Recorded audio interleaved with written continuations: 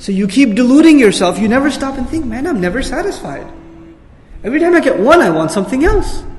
Every time I get this, I want that. I never get fulfilled. I never get content.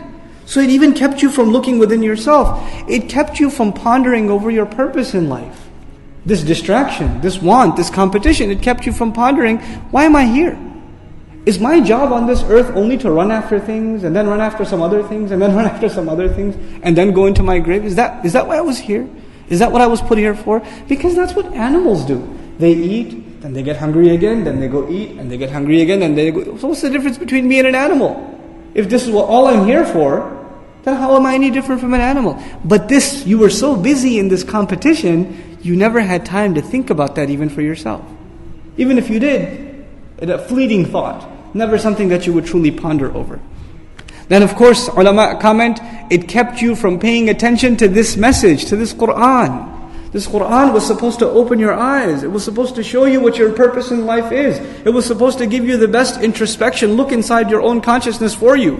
It opens yourself up to you. But you didn't have time for this Qur'an because you're too busy with takathur. It's deluding you.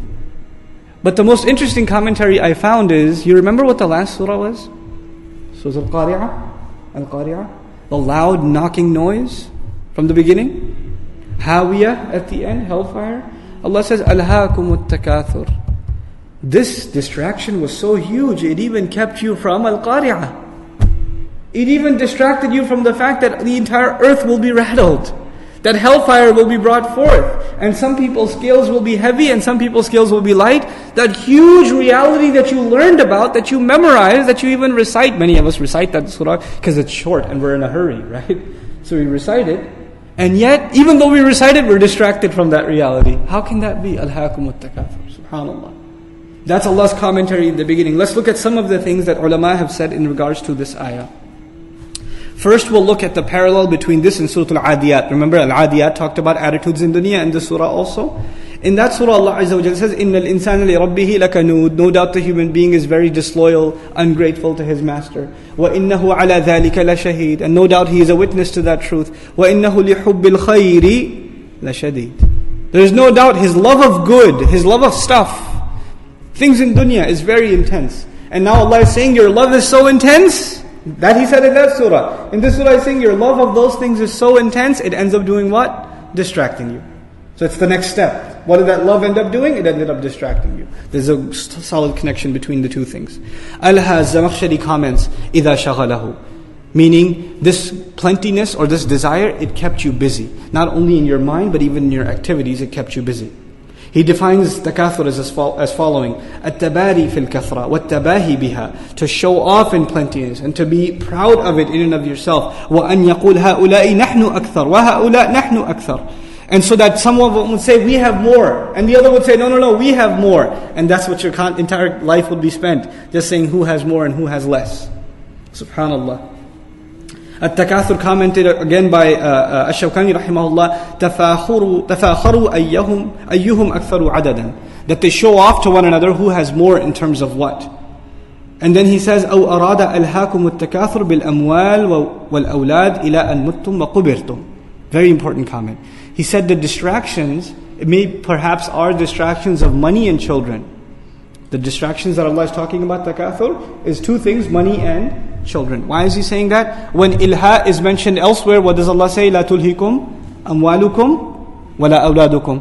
With the verb for distraction associated in the Quran is with wealth, assets and children. That's one place.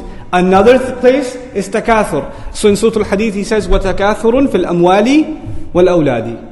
So with the first word of the ayah, ilha, we also find amwal and awlad. With the second word, takathur, in the Quran, we also find amwal and awlad. We find both things. So both amwal, meaning assets and children, we want more and more and more for them or of them. And at the same time, both of them are incredible distractions from our real purpose in life. They can become enormous distractions. One slight comment that should be used to clarify, when it says takathur fil awlad, plentiness in terms of children, it means a few things.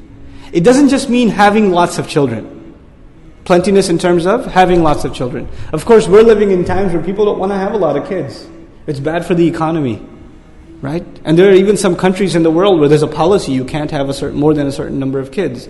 And they try to play with the order of Allah, and then it comes back to haunt them. Why didn't they want to have more children? They didn't want to have more children because they can't afford it. The economy won't support it. And what ended up happening now in places like China, now there's a new economic crisis. We don't have enough of a workforce to handle the infrastructure demands of our country because we curbed the population. So they're in a new economic catastrophe now that they themselves created because of curbing population. SubhanAllah. SubhanAllah. So you have both, the order of Allah Azza wa Jalla. Anyway, the second meaning that is not often caught is when Allah says takathurun fil amwal, it means, or fil awlad, it means you want more for your children. In other words, this competition, I should have more than the other. It transcends into your children, and you say, my kid should have more than the other guy's kid. My kid should make it to the team. Why did he get picked? Why did that one get an A and mine got a B? I'm going to go complain to the teacher. How come his son got a B? Well, it has nothing to do with your son. Your son got a C for his own reasons. That has nothing to do with him. But you're always comparing yours to someone else's. Yours to someone else's. So this becomes petty, not just for you, but even for your children. So, Allah Azza wa Jal says, actually, before we go to what Allah Azza wa Jalla says in the next ayah, let's look at a few more comments. Ibn Abbas radiallahu anhu had an interesting reading of this ayah. He used to add an extra hamza in the beginning. Alhaakumut takathur, or alhaakumut takathur. You know what that means? Did this urge of plentiness, this competition of plentiness, was this what distracted you? Is that what kept you busy? So it's actually, he reads it in the form of a question. He reads this ayah in the form of a question. And when you were yelling at someone, sometimes you yell at them in the form of a question. Is that what I taught you? Is that what you just did? Now you don't say, you just did it. You say, is that what you did? Can you explain to me why you did that or how you did that? So you put it in the form of a question because it's part of zajr, yelling at someone, scolding them. So Ibn Abbas radiallahu ta'ala anhu has that reading of the ayah. Abu Muslim finally, actually we already covered his comment. His comment was basically that it could be a shared sentiment among people. Okay, so we'll glaze that over inshallah. One last place we'll look at in the Quran in regards to the first ayah, which is in Surah Al-Kahf, which is a good explanation of Al-Hakumut Takathur. You know the story of the two farmers? One of them had a small garden, the other one had a much better off garden. How did he show takathur? He says to the poorer farmer, the wealthier one says to the poorer one, he says, أَنَا أَكْثَرُ مِنْكَ مَالًا وَأَعَزُّ نَفَرًا. I am more than you in terms of wealth. And I am more powerful in terms of manpower. I have a lot more sons that take care of my business. You're a loner. You don't have anybody helping you out. So he said, he established this, أَنَا نَحْنُ أَكْثَرُ. And the other one says, نَحْنُ أَكْثَرُ. So he was showing this takathur to the other. Allah says, حَتَّى زُرْتُمُ الْمَقَابِرِ. Zara is to go meet someone.